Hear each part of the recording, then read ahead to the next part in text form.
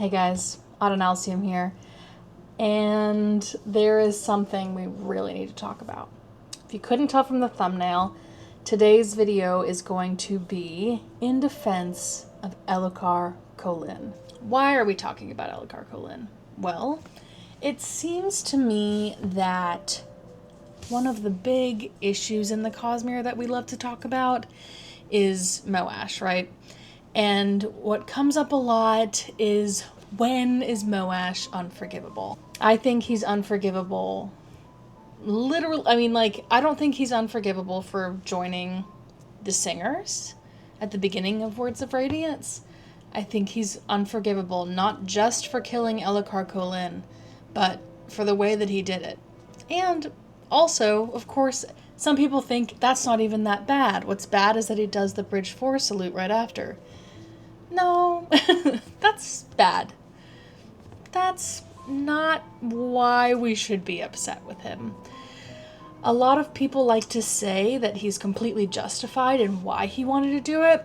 And for everyone who feels that way, I just want to ask, why do you feel like vengeance is the appropriate answer in, any case?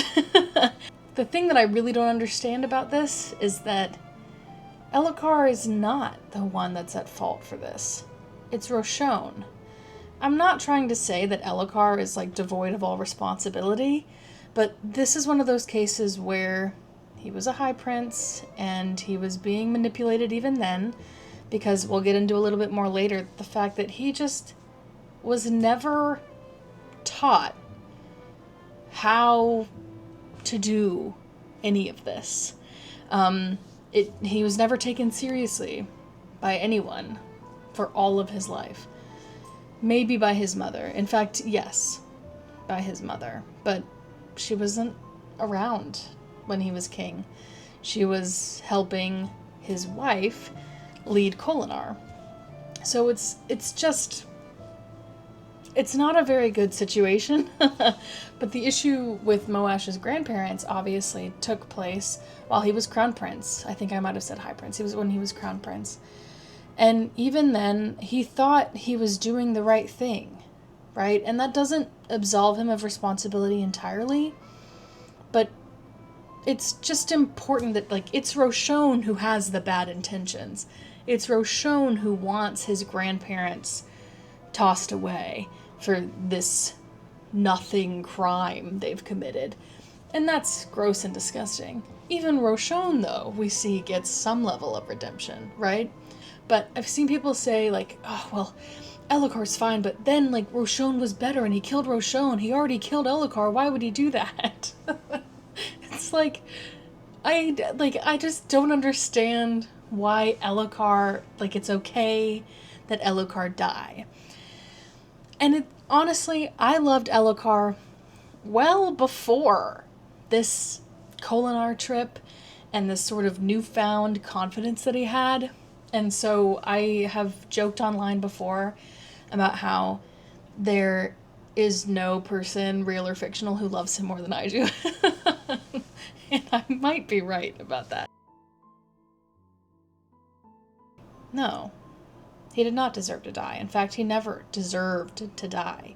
I don't think Elhokar deserved to die even before the events of Oathbringer.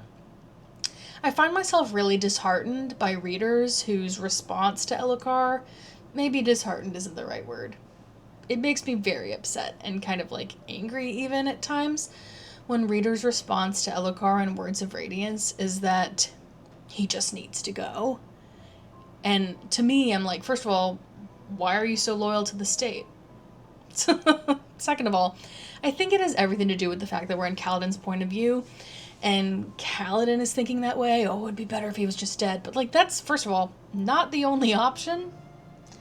And also, what are the reasonings?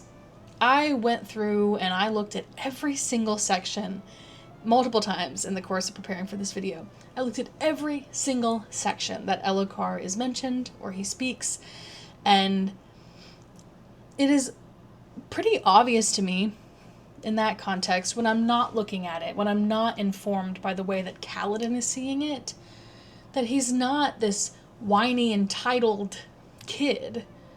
The one complaint he has is that no one is listening to him about people potentially trying to take his life. He is seeing things. He's seeing cryptics, right? He's seeing these things in the shadows, and they're whispering to him. It's scary. And no one is taking him seriously. Is it a little insane that he's staged an assassination attempt to get Dalinar's attention? Yes. But just like his sister and his mother and his father, they all have a bit of a flair for the dramatic, so I'll just say it's in the Kholin blood. Dalinar especially.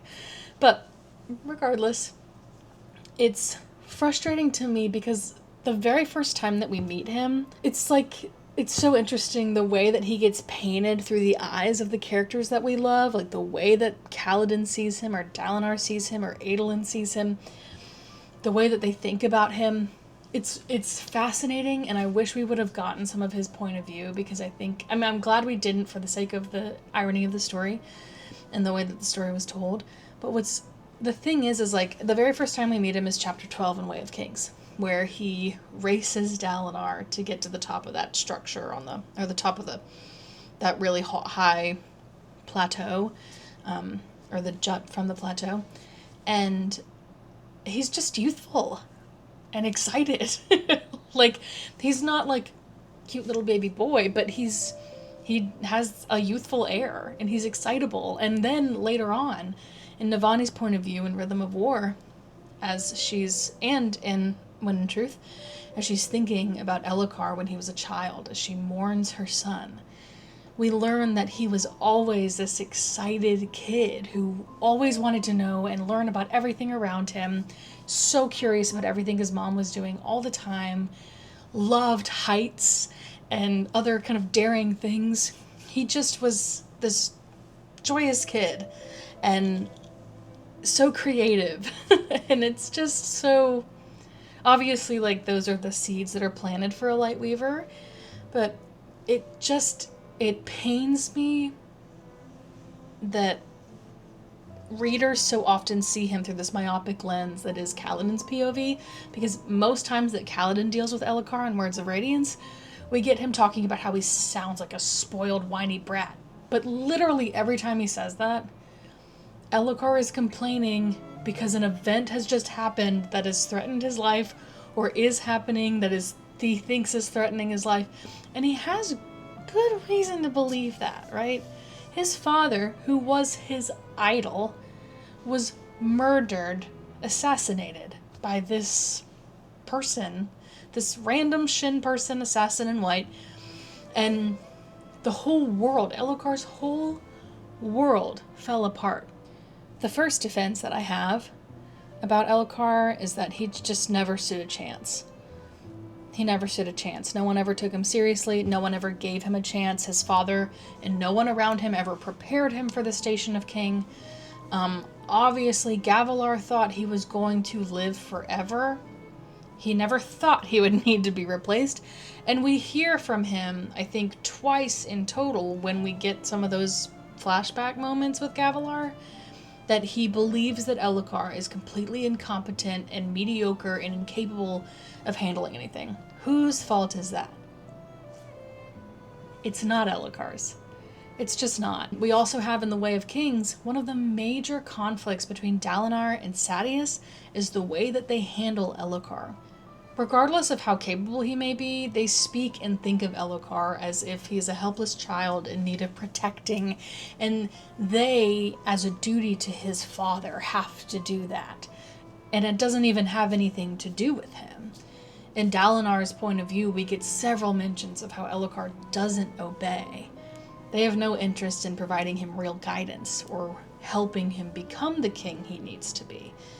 They, just like several other high princes and light eyes of different levels, see him as a pawn, easily manipulatable.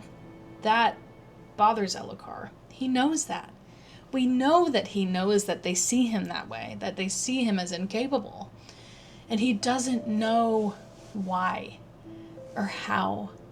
And it becomes this real sense of conflict within him that I think is evidence against the fact that he's this major problem that needs to be cut out. He does care. He cares a lot, but he's confused. And that's not a product of him just not knowing what he's doing entirely. He's confused because in Vorin society, the kingship they have a divine right to rule. So from his perspective, the Almighty has put him in this position of power, given him this influence, but hasn't given him the capacity to do it. And he can't understand that. He keeps thinking, well, this is my right, this is what I was given, but I'm so bad at it, and everyone seems to know something that I do not know. How is that possible? Why would God do this to me? Is this a sick joke? And that's not his entitlement, right? That's real, true frustration with his situation. Because he wants to be good. And I think he's always wanted to be good, but no one has given him that chance. No one has given him a moment to speak plainly and seriously about how he wants to do things. So sometimes he brute force does things, and then he mentions when he's speaking to Kaladin that every time he tries to do things on his own, Dalinar has to step in or else he'll ruin the kingdom. He's aware of it. He's aware that he has no idea. But he doesn't have no idea because he didn't pay attention in his lessons as a child. He has no idea because no one gave him the lessons that were necessary. I have a couple evidence points from early Way of Kings that I think are relevant in this discussion about the people around him doing things in his place. We have this moment when we're, I believe, in Dalinar's point of view.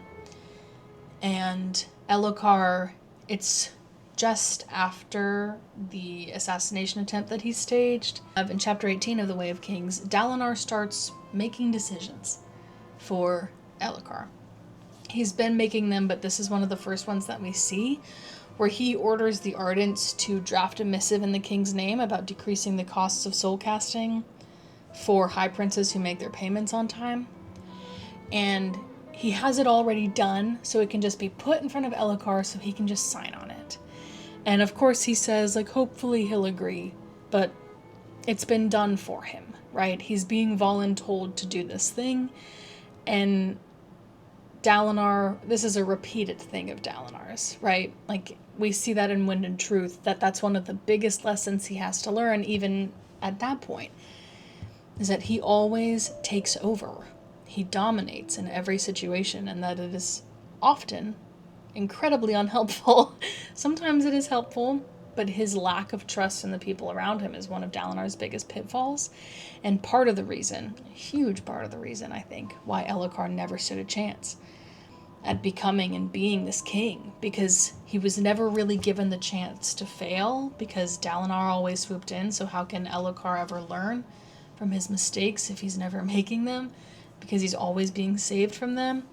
Add that on top of the fact that he obviously was not given that kind of consistent education and care because he wasn't being taken seriously. You just get some really interesting things in there. The next point I'd like to discuss is, of course, the "and for my boon" debacle. No, I don't think it's Elhokar's fault. That might be the hottest take I say here today, because a lot of people disagree with me, and will bring up, I'm sure, well, Elhokar himself says it's his fault. I'll rephrase my statement. I don't think it's only Elhokar's fault. It is absolutely Kaladin's fault. It is definitely also Kaladin's fault. But this is my defense of Elhokar in this moment. So we have, of course, Elhokar comes to Kaladin later and says, I was jealous because everyone loves you and everyone hates me and I should have been the one in there, but I wasn't and you were, and you know all these things that I do not know. It is my opinion. Now this next section, this little bit here, entirely my opinion.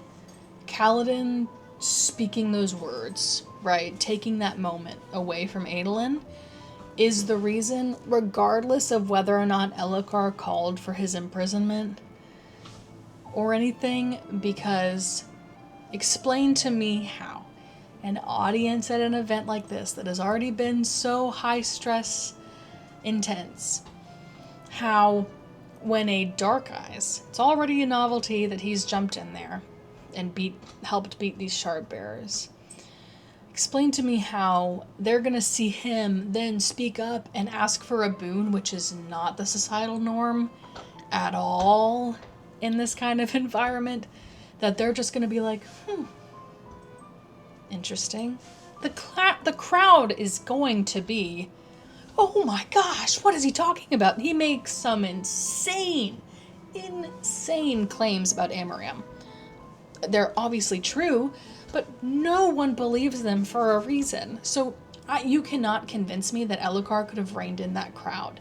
They would have lost Sadeas no matter what, because Kaladin opened his mouth. Now let's get into Oathbringer. This is hard for me.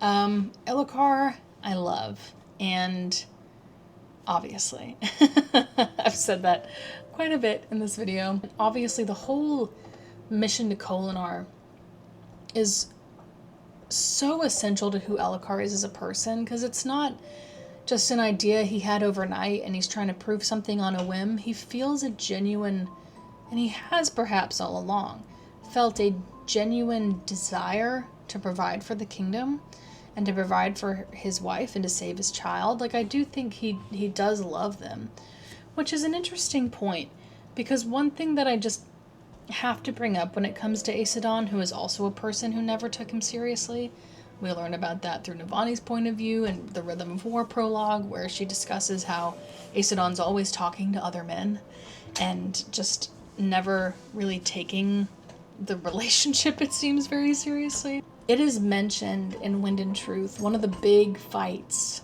that Odium shows Navani to try to get to her is this fight that she'd had with Gavilar. The fight is Navani telling Elhokar not to marry Aesidon. And not only is it because she's not the one for him, he was in love. Elhokar was in love with a normal woman. A totally normal woman. A scribe. And when I think about that, personally, that really hurts. Because it's just more evidence that Elhokar was not this spoiled, entitled brat of a person. He had a heart, a genuine heart, and it got spoiled by paranoia and fear and the pressure of being king without having the capacity to do it. God, it's devastating. When you add on top of it just these extra layers that we get after he passes, I think it's very hard for me to think about what I'm about to get to as we talk about the trip to Kholinar. I don't feel like I have to go into too much detail about how the trip to Kholinar is a redemption, the need to go, his willingness to bend the knee to Dalinar as much as it's like not a good idea for forming the coalition or doing whatever. He's very serious about change, and he's very serious about this plan, and we kind of get these multiple mentions as they're on the trip. Everyone's kind of noticing, like, oh, he's taking this really seriously. When Shallan puts the light weaving over him to make him appear as a woman, she takes notice that he's no fun and games about it. He's just like, okay, are we ready? He's very serious about this, and that is one of those pieces of this sort of transformation that we see within him. One of the quotes from Elhokar before he passes in Oathbringer that I think is so indicative of just the person that he's becoming and the person that he is. I think that this person has always been in there, and that's kind of the point of the character. I think he's not so much completely changed, he's just finally looked in the mirror after years of kind of crushing beneath the pressure of rule and expectations and failure and impending failure, because he never quite got to fail. that created this outer shell and this outer appearance that was, sure, to some perhaps whiny. I disagree, but I can see how that might have been the idea. Below all of that, this introspective person has existed. And we get those pieces, as we get those moments, like I've said about from Navani after he's passed, we see that he was always a contemplative child. And that is totally, like, so this isn't, like, brand new. But in chapter 74, one of the things that he talks about is how, he used to think that he was a hero, and that he was going to conquer the Shattered Plains for his father, and it was going to be this whole, like, vengeance received, like, we've done it. But it's a hollow victory. It doesn't mean anything, because did they even really win? Like, look at the world now. And he says this, and it reminds me of his sister as well, and I just love it. He says, sometimes I think that if I merely insist long enough, the world will transform. And he goes on to talk about the passions and how wishing and expecting is of the passions, but a good Vorin worries about transforming themselves. And right after that is when Shallan gets her sketch pad and draws her picture of him. And he is awed by it and asks if he can have it. I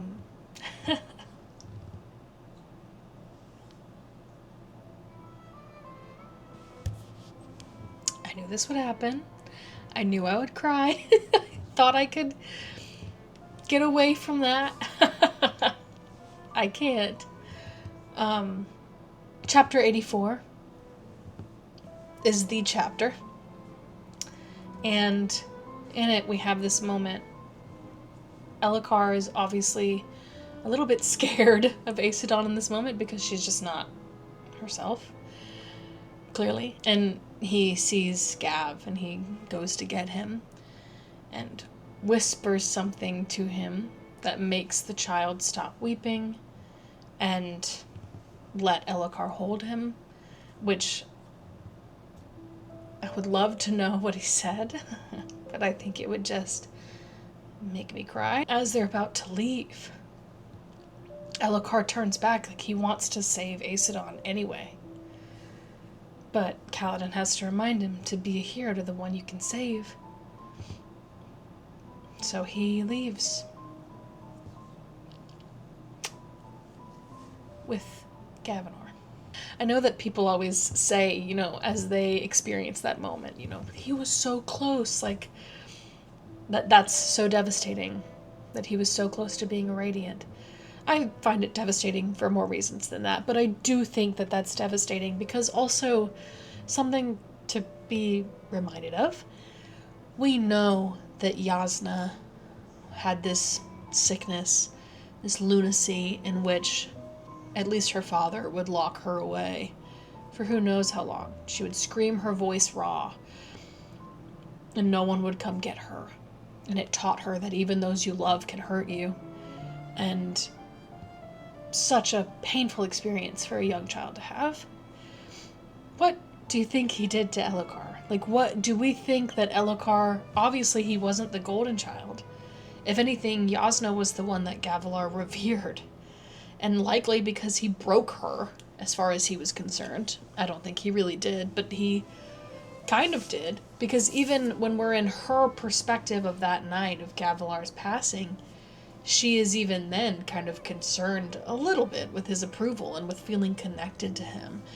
And it's upsetting that he was that kind of person who did those kinds of things. Elhokar and Dalinar, everyone really revered Gavilar and saw him as their hero, and none of them knew who he was, but Navani. So it's interesting to think about that in these moments, especially with Elhokar and who he was as a person. I bring this up because Elhokar obviously really put his dad on this pedestal in a similar way to likely how Yasna did. I don't think that he got out of his childhood unscathed. We get told at least of one extended trip that Navani had gone on, that when she returned from, Yasna was locked away. So maybe it's possible that Navani traveled often when they were married, leaving the kids with Gavilar. I'm sure we'll get more information about that in the back half. But Radiant Spren don't just go to anyone. And they go to more... Cryptics go to more than just creatives who tell lies to themselves. It's the same theory about investiture across the whole Cosmere, and we get it in Mistborn especially. That idea that you have to break, and then the cracks are what that fills, right? The snapping in Mistborn. This idea that it does take a certain level of, I guess, damage to make room for a bond like that. And Elhokar did not have it super easy. Was he a rich kid? Sure. Yeah, absolutely. He was the son of the king. But that doesn't mean he didn't struggle. I mean, when we read these high fantasy books, we are often in the perspective of, or following, these, like, families that are kings and queens and whatever. Like, we're not... There's always that element to it. It's not like that is uncommon to follow someone of that level of status and to feel empathy for them. Right? Now, before I wrap things up, I do want to address just one thing. There is one word of Brandon out there that I've never seen anyone use it, but in case anyone wants to use it as evidence against my claims here, there is one in which somebody who is talking to Brandon asks, essentially, if Elhokar is a narcissist. And Brandon says, yes, exactly. I think that is just not true. I myself am very knowledgeable about mental health diagnoses, as that is a part of my job. And I can tell you that while he exhibits perhaps some narcissistic traits, first, he doesn't, really. And also, important to remember, Brandon is not a professional in mental health. And this was also a WOB from, I believe, 2015. I'll have the link to it in the description. It's difficult because he's just not a narcissist.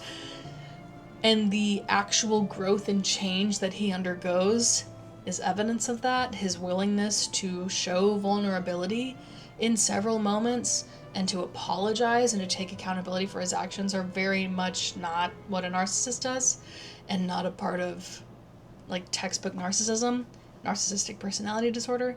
So I have to respectfully disagree with that. Brandon has been known to sometimes throw around words like that, like psychopath or narcissist, when maybe at the time when he was hit with the question and he didn't have all of the answers about what those things meant, he might have answered in the affirmative, but I can say that, clinically, Elhokar does not meet the criteria for having narcissistic personality disorder, and so that WOB is not relevant in this discussion. So, in conclusion, did Elhokar Kholin deserve to die? No.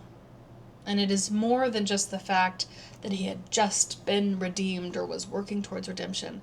It's because he was always deserving of it, and he never really needed it to begin with. He was handed a bad lot from the start, never given the chance to really grow and change and excel in any area. We have the Wind and Truth prologue in which Gavilar says he doubts that Elhokar could even rise to the level of mediocre.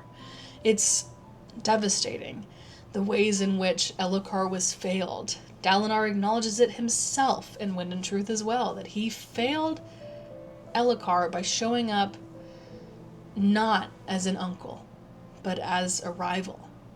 And that's what Elhokar needed, was support. True, loving support in a world in which His wife was never connected to him or respected him.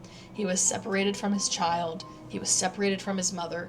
Him and his sister's relationship was not very close. They stayed out of each other's way. What were they going to do? They had an understanding, so we can gather from some of Brandon's words of Brandon, but that was definitely another, probably in a way, tense relationship. It's hard. Elhokar did not have it easy just because he was king, and he admits as much, and all of this pressure sits on him from the beginning. The inciting incident for his assassination, that Moash says is his reasoning for wanting to kill him, isn't even Elhokar's fault. And can we not recognize that there is a damage in the system that uses eye color and other more barbaric means to separate classes? And that we have this system of all of these people in the crown prince's ear, he wasn't even king yet, asking him to do these things, him knowing that one day he would be king, or believing one day he would be king, does what is asked of him because he thinks he's being led in the right direction because he doesn't know any better. That doesn't absolve him entirely of responsibility for what happened, but at the same time, is that not good enough of an explanation for why Moash had no right to kill him? Sure, you can empathize all you want with a man who wants to avenge his only living family who is no longer living. I am totally behind empathizing with that. That is horrible. But one of the big lessons I believe that Stormlight seeks to teach us is that vengeance is empty. It never makes it any better. It never makes it go away. It's never honorable. And you can empathize with it, but Elhokar Kholin was a good man, and he was going to be an even better king and a fantastic father, and he never got the chance. I hope that perhaps I've changed your mind or given you something to think about if you were on the fence about Elhokar. If you want to fight about it, you can talk to yourself in my comment section. I love Elhokar Kholin, but I wanted to ensure that when I sat down to make this video, I had evidence to back up what I had to say, so that it was more than just me talking about how much I love him. I wanted to give you everything. So I will include at the end of this video my monologue that I recorded. I recorded myself doing kind of a dramatic reading of the scene in which Elhokar goes and speaks to Kaladin in Words of Radiance, and treated it like a monologue.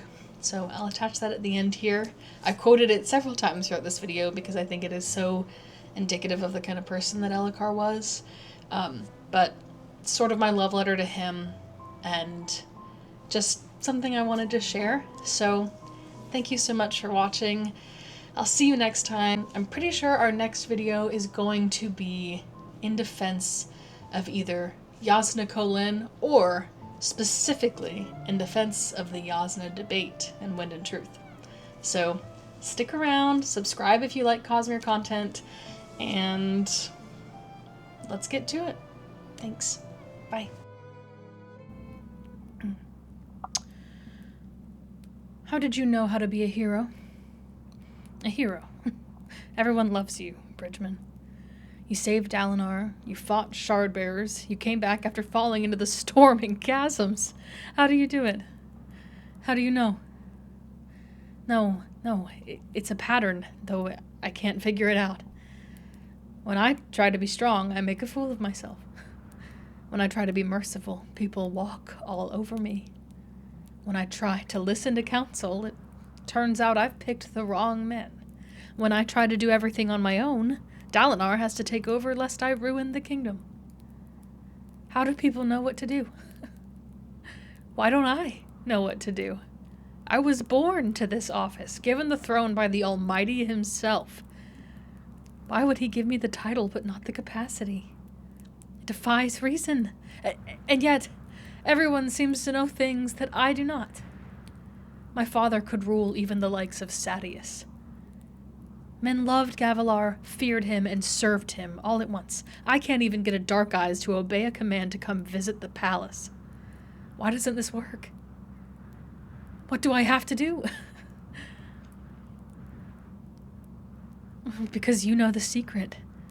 I've seen how your men regard you. I've heard how people speak of you. You're a hero, Bridgman. Can you teach me? I want to be a king like my father was. I want to lead men, and I want them to respect me.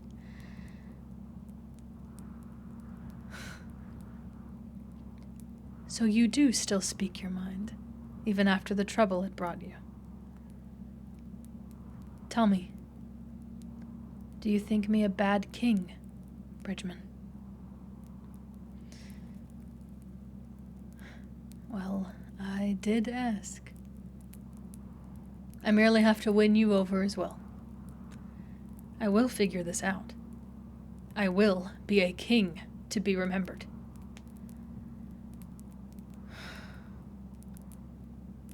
Do not overstep yourself, Bridgman. I should never have come here.